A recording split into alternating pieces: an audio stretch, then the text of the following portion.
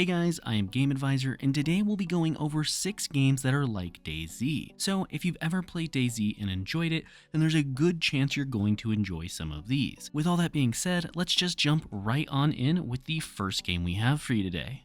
Now this list is in no particular order, but the first game we have is State of Decay 2 Juggernaut Edition. State of Decay 2 is a PvE open world survival game where your primary goal is to clear the map of infected in order to create a safe haven for your colony. In order to clear out all the infected running around the map though, you will need to take down Plague Hearts. Plague Hearts essentially act as a spawn point and concentration point for infected zombies. Now when I say infected, I do mean that the zombies themselves will actually be infected.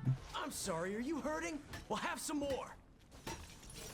The infection that they have is a special disease that can be spread to the player. After you take out each and every one of these Plague Hearts, it will make the game a little bit more difficult until you get to the very last one. Now in between taking out these Plague Hearts, there is still plenty of other things that will need to be done, such as upgrading your base and random events or encounters. Random events are things like a small group of survivors calling for help on the radio nearby. You could choose to go and save them, and then they may allow you to recruit 1 or 2 of them into your colony, but at the end of the day, there are a lot of mini events and activities to keep you busy at all times. Now the reason earlier that I specified Juggernaut Edition is because the original game that came out several years ago now is lacking in some areas when compared to the newer updated version. One example of this is that the Juggernaut Edition will give you the ability to play the Daybreak game mode. Daybreak mode will have you and up to 3 friends defend a base, and it's kind of like this big wall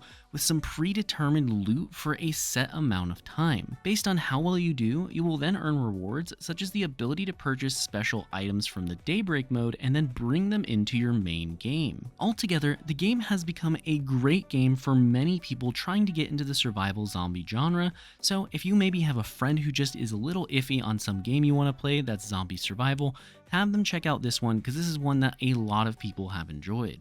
Moving on to our next game, we have 7 Days to Die. 7 Days to Die is an open world PvE survival game where you will have to survive against a threat that will grow in difficulty every 7 days that you're in the game. The main idea of this game is that every 7th night, you will be attacked by a horde of zombies and will thus have to survive until daybreak or you've cleared out the entire wave. And these waves get pretty big. The difficulty ramp that you'll start to see will get pretty crazy even on normal difficulties, to the point at which eventually almost every single base in the game will fall, unless of course you use some kind of a cheese method. There is also a large variety of zombies for you to fight, such as cop zombies who will spit at you, or vultures who try to attack from the sky, or even little spider zombies that try to jump up and get a hold of you. The game also has its very own leveling system that is built directly into it, and it allows you to specialize into specific trees.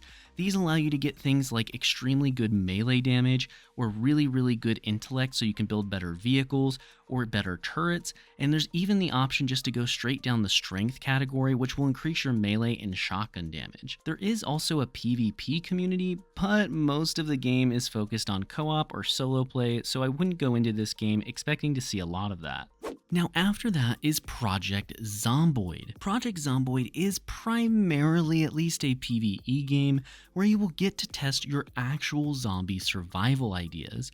That's part of why I think this game is so exciting, because it really tries to play in on that realistic aspect. The whole idea though is that you will eventually die, and this is the story of how all of that will happen. It is important to note though that if you do die, you can still play in that same world, just your character and their stats will be gone. You could decide to play your character and build up in a home and secure up the windows, or even maybe survive somewhere in the middle of the woods where there's significantly less zombies roaming around, but the resources are significantly more rare. The idea is that no matter what you do, eventually a zombie will catch you off guard or get you by surprise, and all it takes is that one bite for your game to be over and the character to die. Now, Project Zomboid's world is pretty expansive. You'll have to loot houses, stores, cars, warehouses, and just about everything you can possibly think of in order to survive within the game. At some point, you may find yourself trying to be stealthy and creep around a house or near a garage or a car in order to not attract too many zombies to you all at one time. While other times, you'll find yourself being completely swarmed and with no other option than to fire your gun into the crowd or get into a car and run them all over. And I will just say that can be really fun, but it is very dangerous at the same time. Project Zomboid certainly isn't perfect, but it has just about every single item you might think that you could need or use in a zombie apocalypse world. Everything from collecting bed sheets in order to cover up your windows and building your own furniture in order to create your own home out of items that you've destroyed are all within this game. An important thing to note is that your character also has their own leveling system for their skills. These include things like their medicine, carpentry, shooting, stabbing, cooking, and much, much more. The idea is that you can customize your character to whatever extent you want, and while you play, you can continue to level them up in each of those individual skills as you do things related to that task, making them significantly better at it. At the end of the day, Project Zomboid is probably one of the most all-inclusive zombie survival games, as it's got an insane amount of content for you to experience, and it has everything you would think would be in a real-life zombie apocalypse. Now, following that game is Rust, and I'm gonna be honest here, Rust is one of my personal favorite games, so I might be a little biased. Rust, if you didn't know, is a hardcore PvP full loot survival game with a heavy emphasis on that PvP when it's compared to DayZ. This of course means you can fully expect to find yourself in constant fights with other players, whether that be rock battles on the beach or intense gunfights during base raids. And let me tell you, some base raids and fights can get super intense. You get killed? Slingers slash. Just run to where I'm at so I can heal you. Oh. Rust will have you always running around and leaving your base too in order to search for a large variety of resources that can include everything from wood and stone all the way up to explosives and scrap, which you use for research. The more you research, the easier your life will be within the game, whether that be creating better armor, weapons, or just other survivability tools. Now, while the game by no means has a large variety of weapons, it certainly covers all its bases. You have things like the AK, which is your pretty standard assault rifle weapon, and things like the rocket launcher for raiding, all to add more depth. The game also includes tons of different medicines, metal armors, and tools that you might need as well in order to help you survive, again, whether it be just in a fight or just trying to feed yourself. An interesting thing that Rust brings to the table though is the idea of a lootable only items. This would include things such as an M4 or LR, which are both weapons that can only be found via looting crates in high danger and high traffic areas. That high risk you have to go through in order to obtain those rewards though, of course also means that they are undeniably some of the very best weapons available to you within the game. And again, these cannot be crafted. Rust doesn't just stop with weapons, armor, and base building, but instead continues to have vehicles as well. These include things like horses, cars, and helicopters, all of which can be used to help you cross the map significantly faster or safer. Now, Rust actually has a whole lot more that goes into playing the game and what the game itself is, and if you want to check that out, you can do so by checking out some of the videos we have down in the description that talk about all of these games more in depth. Either way though, let's move on to our second to last one, and again guys, these are in no particular order. This one is going to be Deadside. Deadside is a semi-hardcore PvPvE survival game. Now the reason we say semi-hardcore is because it has some safe loot storage options.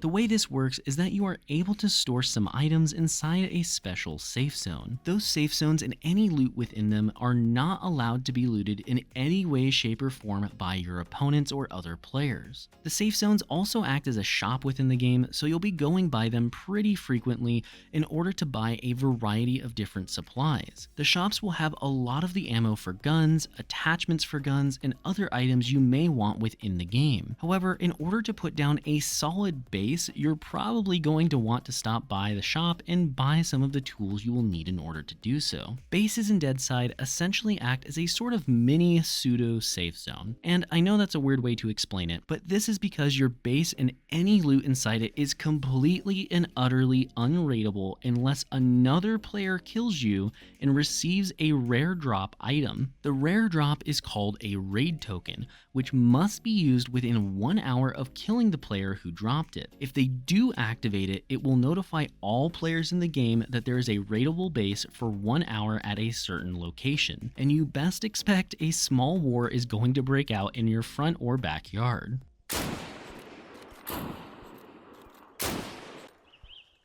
The nice thing about this though is that you cannot be offline raided. This is because the only way to raid you, like we talked about, is to kill you while you're online. Then they only have 1 hour to activate that item, so if you haven't died within the last hour, you can guarantee you can log off safely. Personally, I feel that this is one of the best elements of the game, as it means you just don't have to worry if you go to bed at night or work that day and you can't be online to deal with things. The game also offers in-game missions that will draw players to the same location in search of better loot. These missions usually will have a large amount of NPCs patrolling the area, and this means that in order for you to get the loot that is there, you will have to kill all of them before being able to access those valuables. This gives the game a good sense of grinding and PvE elements while also encouraging PvP, as again it is a full loot game. Now before we move on to the final game, I do have a couple of honorable mentions for you. The first one is Dying Light 2. Dying Light 2 is a super fun parkour zombie survival game, but unfortunately is a little bit more of an RPG than anything else. The one after that I have for you is Unturned. Unturned is a free-to-play game that is probably one of, if not the closest game to DayZ on this list. So if you like DayZ and just want something that's maybe free because you can't afford it, or a friend wants to play but doesn't want to spend the money, I would highly recommend you check out Unturned. And yes, I know Unturned is a little bit different from DayZ, but at the end of the day, it is probably the closest to DayZ on this list. Now, our last game for you guys today is going to be Scum. Scum is an open world survival game with not only zombies, but mechs, other players, and a lack of vitamins standing all in your way. And yes, that means if you run out of vitamins, you can die. This is a survival game that has all the traditional survival game elements, and it has a super hyper focus on your food and what you're actually eating. Just to give you a taste of what I'm talking about, you'll have to manage all these different vitamin levels in order to keep your guy alive and in tip-top shape. There is literally a massive entire in-depth menu system that is designed to tell you exactly your character's vital stats and vitamins, and you'll be looking at it quite frequently just to make sure you're not lacking on fiber that day. And yes, if you're lacking on fiber, you're going to have to take the Call of Duty significantly more often. I actually think the whole going to the bathroom mechanic in the game is one of the most interesting and important ones to the game's health. And this isn't just me joking about it, this is because if you don't go to the bathroom and say you're shooting somebody or you catch yourself in a fight with a zombie, you are going to have to stop, pull down your pants, and use the restroom right in the middle of combat. You know what? When you gotta go, you gotta go. And I just think it's an interesting mechanic that you have to pay attention to. Of course, you can use the restroom before going into combat, so this isn't a worry, but if you don't pay attention to it, you will regret it. Now, aside from those nutritional elements, you still got things like your cars, your planes, your clothes, your armor, your medicine systems, your base building, your points of interest to loot and attract other players together in order to cause PvP to happen, mechs to defend extremely high loot areas, and of course, everyone's favorite, tons and tons of weapon options. At the end of the day, people play Scum in both PvE and PvP, just like they do with DayZ. I really think Scum is probably going to be your best bet out of everything on this list if you want something that's extremely similar to DayZ and you haven't checked it out yet.